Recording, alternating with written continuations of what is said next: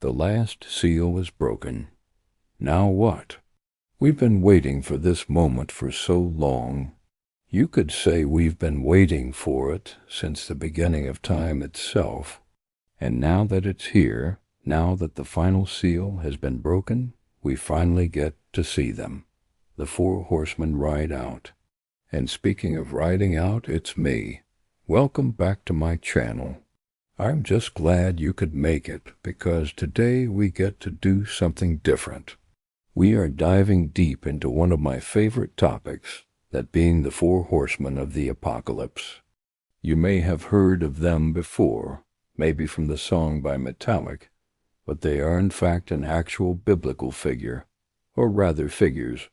They are spoken of in the book of Revelation, more specifically chapters 6 through 9.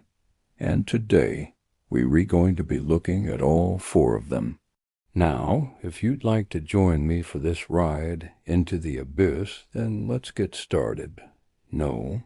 5. The four horsemen ride out. With the breaking of seals, riders emerge, one on a white horse with a bow, another on red, bringing war, the third on black with scales, and the fourth pale, carrying death. We've made it to the 5th chapter of the book of Revelation, and, to be honest, things haven't been good for quite some time now. We saw plagues sent upon the earth, a great multitude taken up into the clouds, and 5 seals broken, each releasing something evil into the world. But we knew that there was more, something even greater was coming, and that would be the breaking of the 6th seal. John tells us that when this happens, he will see 4 horsemen ride out, and from their appearance he knows exactly who they are. If you were keeping track at home, this would be the 8th trumpet blast, and with the playing of this particular trumpet, hailstorms, fire, and blood are released upon the earth. But the breaking of the seal brings about something else. But the breaking of the seal brings about something else. It brings about change. Up until this point, we have seen a lot of judgment against the people of the earth. They have persecuted Christians, and they have rejected God. So now they must face his wrath. But these 4 horsemen represent something new. They represent death. Not just death, though. They bring with them famine, war, and pestilence. They carry with them everything that can decimate humanity.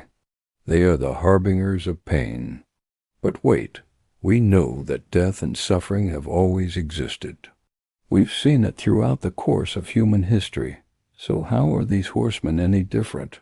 Well, unlike the previous judgments, these horsemen aren't just set against the wicked. They're set against everyone, no matter who you are.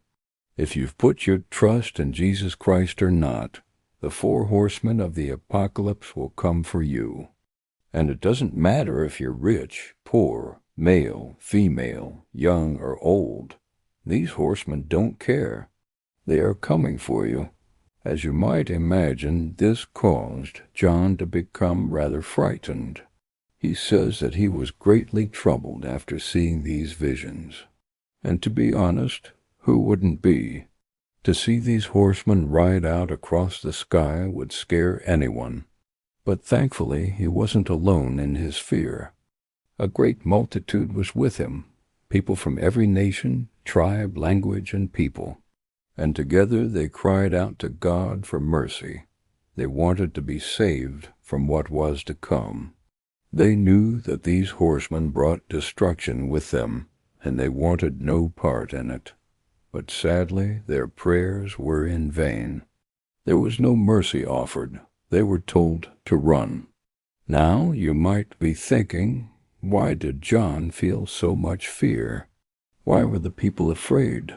Aren't Christians supposed to be fearless? Well, yes, we are fearless in the Lord, but that doesn't mean that we can't fear. Fear is a natural response to danger, and these horsemen brought danger. In fact, they carried death itself, So John and the multitude were right to be afraid.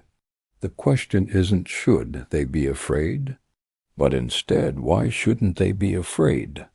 Okay, let's take a step back and look at each horseman individually. That way we know exactly who they are and what they stand for. Number 1, the rider on the white horse. John first sees a rider on a white horse, and while that may sound nice, he knows better than to think that it's a good thing. See, horses in general are symbols of power. They are strong and fast, and whoever is riding one is important.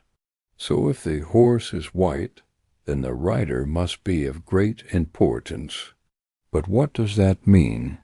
Well, this rider holds a bow, and that tells us everything we need to know. The bow is used for hunting, and it represents conquest and victory. So John realizes that this rider is a conqueror. He is a warrior, and those who stand against him will fall. But who is he?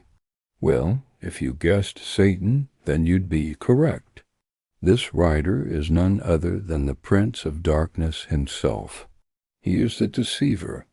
He is the father of lies, and he rides across the earth spreading deception, leading people away from God. Number 2, the rider on the red horse. After the rider on the white horse, John sees another. This one isn't as bright, though. Instead, it's dark, violent, dangerous. The horse is red, and that means war, bloodshed, and violence. And indeed, that is what this rider brings, war. If you've ever been to war, then you know how terrible it is. People are killed, families are torn apart, entire cities can be wiped off the map. War is horrible, and that is why this rider is so scary. He carries with him swords and spears. He's ready to fight, and there is nothing that can stop him. Sadly, John had seen enough war during his lifetime, and he knew how horrible it could be. So when he saw this rider, he knew what was coming. This rider is chaos. He is the bringer of violence, and he is coming to destroy everything in his path. Number 3, the rider on the black horse. Our next rider isn't fast, but he's certainly efficient. His horse is black, and that represents hard work. It also represents death, darkness, and evil. But the rider carries with him scales. What do those represent? Well, scales represent justice, yes, but they also represent greed, selfishness, and materialism.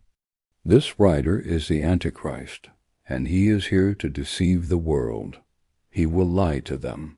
He will tell them what they want to hear, and they will follow him willingly. He will lead them down a path of sin and destruction, and they will have no idea. Number 4, the rider on the pale horse. We've saved the worst for last. The 4th rider is on a pale horse, and that tells us everything we need to know. The horse is neither white nor black. It's a sickly green color, and it's dirty and diseased. This rider is death personified, and he brings with him nothing but misery and pain.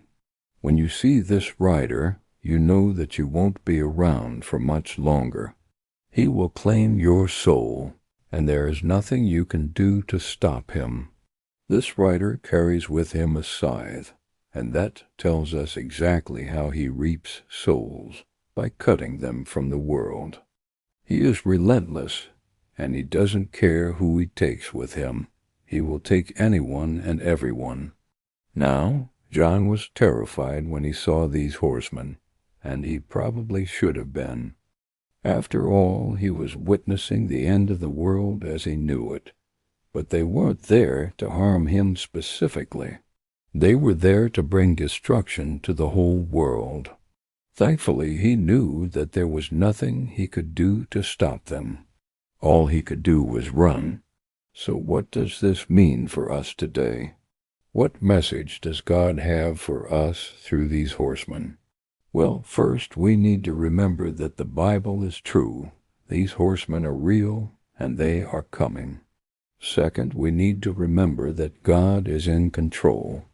Even though these horsemen bring destruction with them, they are under God's control. He is using them to accomplish His will. Third, we need to remember that we should be prepared. The end of the world is coming, and we need to be ready for it.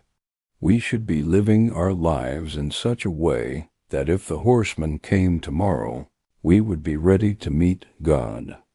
Finally, we need to remember that we shouldn't be afraid.